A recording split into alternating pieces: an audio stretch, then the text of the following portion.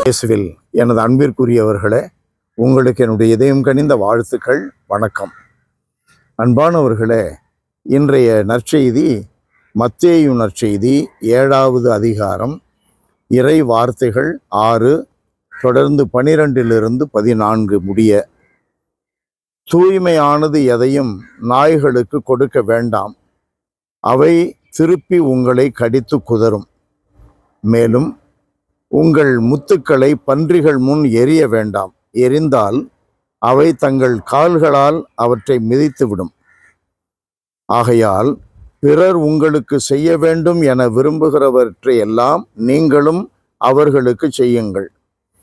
இறை வாக்குகளும் திருச்சட்டமும் கூறுவது இதுவே. அன்பானவர்களே, நம்ம நினைக்கிறதெல்லாம் மற்றவங்கள்ட்ட சொல்லிடக்கூடாது. வாய்க்கு வர்றதெல்லாம் நம்ம பேச முடியாது.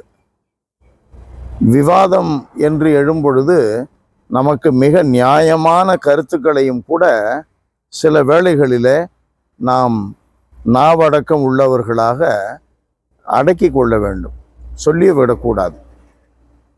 ஏனென்றால் கேட்கிற எல்லாரும் நல்ல மனது உடையவர்கள் அல்ல. நாய்கள் என்றும் பன்றிகள் என்றும் குறிப்பிடப்பட்டுள்ளதை பார்த்தோம் இல்லையா? கேட்கிற எல்லாரும் நல்ல மனம் படைத்தவர்கள் அல்ல. சிலர் நல்ல மனம் படைத்தவர்கள், விசால இதயம் கொண்டவர்கள், எதையும் ஏற்று அலசி ஆராய்ந்து பார்த்து ஒரு முடிவு எடுப்பவர்கள். பலர் அப்படி அல்ல. பொதுவாகவே விவாதத்தில் நாம் தலையிடாமல் இருப்பது நல்லது. அதுவும் இறை வார்த்தைகளை குறித்து, பாரம்பரியங்களை குறித்து, திருச்சபையை குறித்து விவாதங்களில் இறங்காமல் இருப்பது மிக நன்மையானது.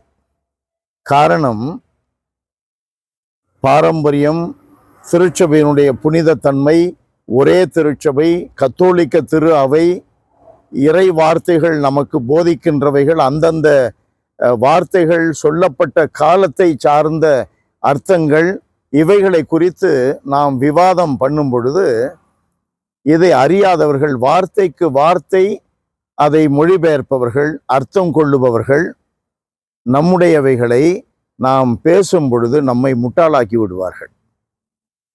ஆண்டவர் இயேசு எவ்வளவு நாசுக்காக, எவ்வளவு தெய்வீகமாக சொல்லி இருக்கிறார். உங்கள் முத்துக்களை பன்றிகள் முன் எரியாதீர்கள். அப்போ நம்ம நினைக்கிறதெல்லாம் சொல்லக்கூடாது. நினைக்கிறதுல நன்மையானதை, மற்றவர்களுக்கு நன்மை பயப்பவைகளை மட்டும் நாம் சொல்ல முயற்சி எடுக்க வேண்டும். பிறர் உங்களுக்கு என்ன என்ன செய்ய வேண்டும் என்று விரும்புகிறீர்களோ அவைகளை செய்யுங்கள்.